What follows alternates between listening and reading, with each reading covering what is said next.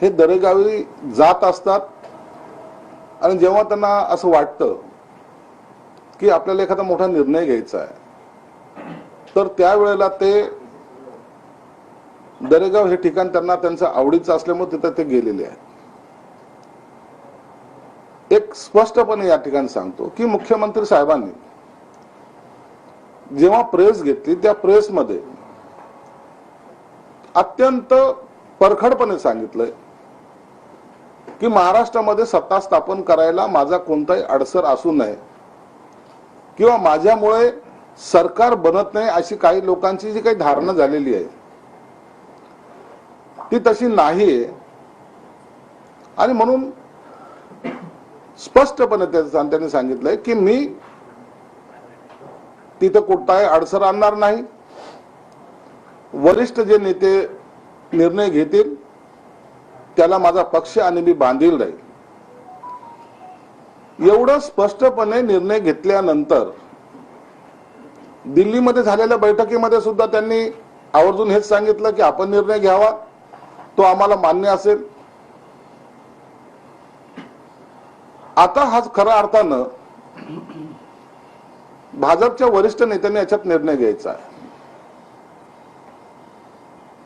एकंदरीत राजकीय समीकरण पाहून कुणाला मुख्यमंत्री करावं हा विषय मोदी साहेब आणि अमित शाह साहेबांकडे आहे. त्या निर्णयाला का वेळ लागतोय याबद्दलची आम्हाला कोणतीही माहिती नाही. परंतु जोपर्यंत मुख्यमंत्र्यांचा चेहरा किंवा मुख्यमंत्री ठरत नाही तोपर्यंत इतर खात्यावर सुद्धा काही चर्चा झाल्याचं मला माहिती नाहीये. पण जनरली असं असतं की जेव्हा सत्ता परिवर्तन होतं किंवा मुख्यमंत्री बदलतो त्यावेळेला ज्या पक्षाचा मुख्यमंत्री असतो त्याच्याकडे असलेली खाती किंवा त्याच्या सहकार्याकडे असलेली खाती याबद्दलचं खाते वाटपाची चर्चा सुरू होते.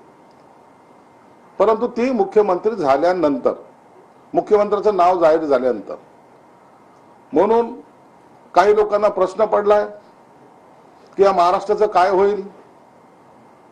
काही विद्वान तर हे म्हणायला लागले की हे सरकार कुणाच्या भरोशावर सोडलं ज्यांना राजकारणाशी काही देणं घेणं नाही. अचानक पावसाळ्यात उगवलेल्या सारखे ते उगवलेत, कधी त्यांचा अंत होईल माहित नाही. परंतु आजही मुख्यमंत्री एकनाथ शिंदे हे काळजीवाहू मुख्यमंत्री आहेत याची त्यांना साधी कल्पना सुद्धा नाही. पण सरकार काही वाऱ्यावर सोडलेलं नाही.